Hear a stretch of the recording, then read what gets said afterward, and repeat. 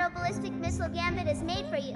You sacrifice tons of material in the opening, but if successful, you're left with a 72% win rate.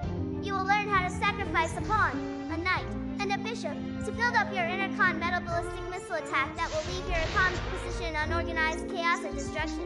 You can start by playing e4, and if they go d5, you can play knight f3. Now, usually they won't play d5, so if you want to make sure that you can play this opening, you can open with knight f3 and they'll likely go d5. Now you can play e4 and achieve the same position as earlier. They take and you attack the pawn like this. They intuitively try to defend it with their knight. You offer another pawn and they take it. You take back with the bishop.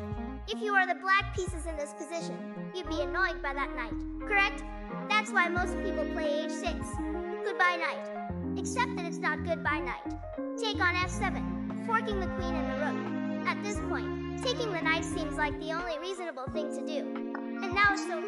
Bishop to g6, a discovered attack on the queen. At the same time, the king is in check and forced to do any of these three moves.